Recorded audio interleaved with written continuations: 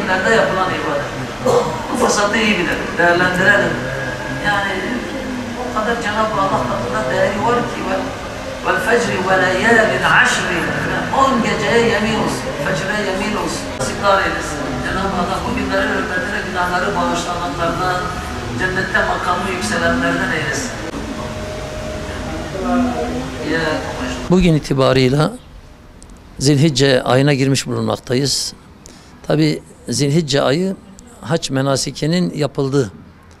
Normalde hac ayları dediğimiz Şevval, Zilkade ve Zilhicce'nin 10 günü ama çoğu ibadet, hac ibadeti Zilhicce'nin bu 10 gün içerisinde oluyor. Peygamber sallallahu aleyhi ve sellemin yani hadis-i şeriflerinde bu 10 gün çok tazim edilmiştir. Peygamber sallallahu aleyhi ve sellem şöyle buyurmuş. Cenab-ı Allah katında yapılan ibadetler arasında Cenab-ı Allah'ın en çok hoşlandığı ibadetler bu 10 gün içinde yapılan ibadetlerdir.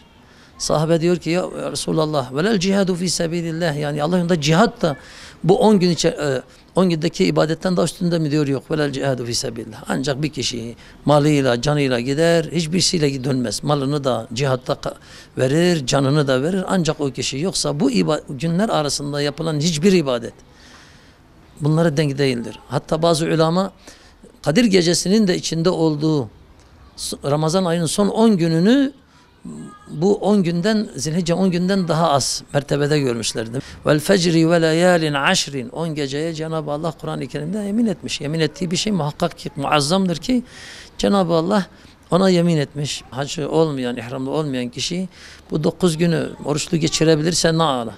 Bir günün orucu diyor ki kesiyemi senetin diyor. Bir yılın orucuna denktir. İşte yapılan ibadetler 700 katı daha karşılık bulur. Arife günü orucunun ta'dilu siyame seneteyn 2 yılın orucuna denktir. 2 yılın günahlarına kefarettir. Bu günleri iyi değerlendirmek lazım. Bunlar fırsat günleridir. Yani aynı günler, aynı saatler ama Cenab-ı Allah katında bunların değeri daha fazladır. Tekbirle, tehlille, zikirle, salavatla, Kur'an'la, sadakayla, yani kurban bayramı gelecek kurbanları keserek, yani bu 10 gün içerisinde ibadetin bütün çeşitlerini yapalım. Sadece oruç mu yok, zikir mi yok, namaz kılabiliyorsa, sadaka verebiliyorsa, maddi ve manevi bütün hayır kapılarını aralamalıdır, açmalıdır ki Cenab-ı Allah inşallah hepsini kabul eder. Olmazsa bari bir tanesiyle Cenab-ı Allah'ın o hoşnutluğunu kazanabilmek. Çünkü en çok Cenab-ı Allah'ın hoşlandığı ibadetler bu günlerde yapılan ibadetlerdir. Onun için doğru geçirmeye dikkat etmelidir Müslümanlar. Zilhicce'nin 9 günü tutabilirse sünnettir, faziletlidir. 2 günde tutabilir. Yani Arefe günü, hele Arefe günü ve ondan önceki terviye günü. Bu 8 ve 9. günleri tutmaya itina etmelidirler. Yani bu günlerin fazileti çoktur her Arefe gününün. İşte yok efendim ya sıcaktır Ramazan'da Allah yani zar zor tuttuk Ramazan ayını. Şimdi bunu da mı tutalım? Tutalım. Yani ibadetlerden doymayalım. İbadetlerde karşı tembel olmayalım. Güneşin sıcağı cehennemin ateşinden daha sıcak değildir. Bu ibadetler bizi cehennemin ateşinden koruyacak. Bugünkü Müslümanlar dünyevi olarak çok da rahat yaşıyorlar. Ve bu rahatlık yani onları İslam'ı yaşam konusunda maalesef geriye bıraktı. O darlıkta, o yoklukta Peygamber Sellem'in sahabesi İslam'ı yaşadılar.